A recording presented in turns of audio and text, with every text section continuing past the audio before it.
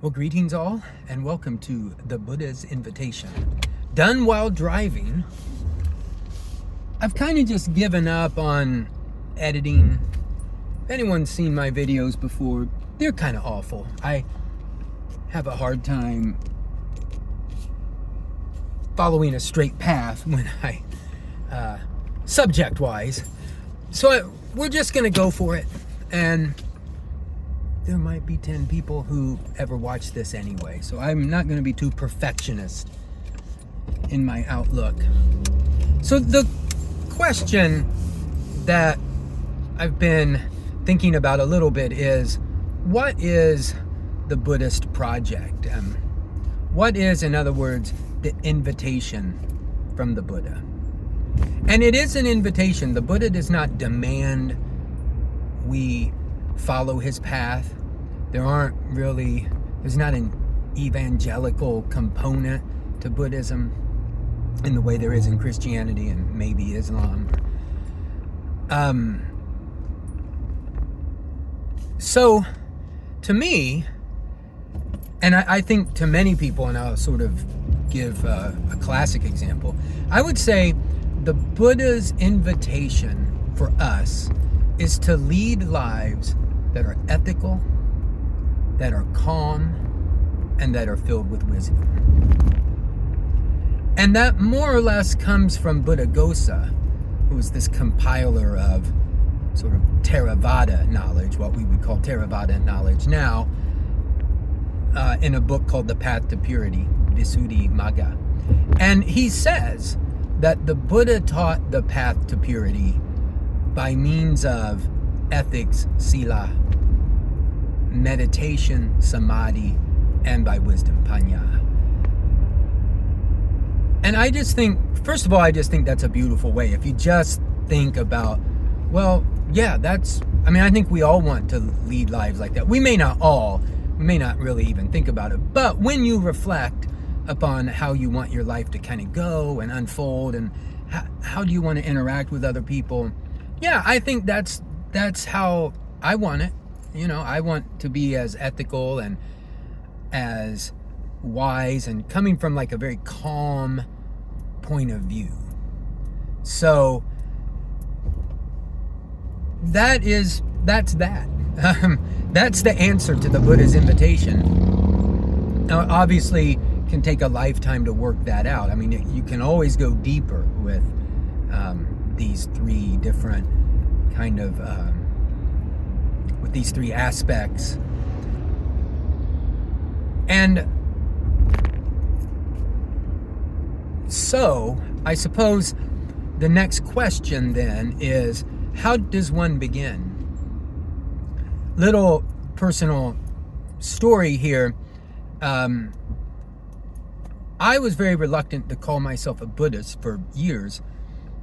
Even though I studied Pali, I read the Buddha's teachings. I read not in Pali, but I read English translations, the Dhammapada, the long discourses, the medium discourses, and I read a lot of Mahayana,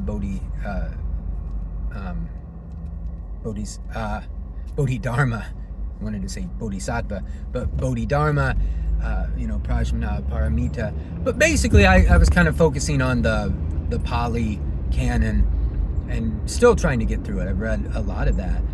And I've told this story to people before, that I was with my wife in Thailand, and we were offering food to the monks, which is a way of sort of gaining merit. And one of her neighbors turned to me and she said, "Oh, you're a Buddhist." And I thought, well, yeah, I am. It's kind of just, it's a very simple, there's no real barrier to entry. And having come from a Christian background where you have to have a position on, God the Creator and Jesus and the Holy Spirit and the Trinity, and there are lots of things you have to believe, that's really not a component of Buddhism. If you want to start practicing Buddhism, you just start. And saying that, I would say then, it's not that there are zero barriers, because Buddhism is a practice So I would recommend taking up the five training precepts. I'm trying to navigate, trying to figure out which street I usually go down. And also, well, before we jump ahead, that just gives us a very good way to start to lead our lives. You know, we don't kill anything, we don't steal, we don't lie, we don't practice we practice appropriate sexuality. We don't commit adultery, you know, we don't get with other people as partners and so on and so forth. And we don't consume alcohol. Those are the Buddhist 5 training precepts. And you can see right away, I mean, a lot of people I think are skeptical of the alcohol one, but it's easy to see. Very often people drink way too much, or they maybe don't even drink much, but it just turns them into people who are then much more likely to sort of not practice the previous 4. I mean, really, it sort of comes down to a question of don't kill, don't lie, and don't steal. And then these others are kind of offshoots. And of course, you can practice more. There are many more precepts that can be added on, but that gets us going, and probably can take you all the way. And then I would say it's a question of the Eightfold Path and the Four Noble Truths, which are really intertwined. You cannot separate them one from the other. For instance, the last noble truth, that there's a cessation, there's a path that leads to the cessation of suffering, that and I'm saying suffering, it's dukkha, stress, ill at ease, anxiety. Dukkha nirodha gamini patipada.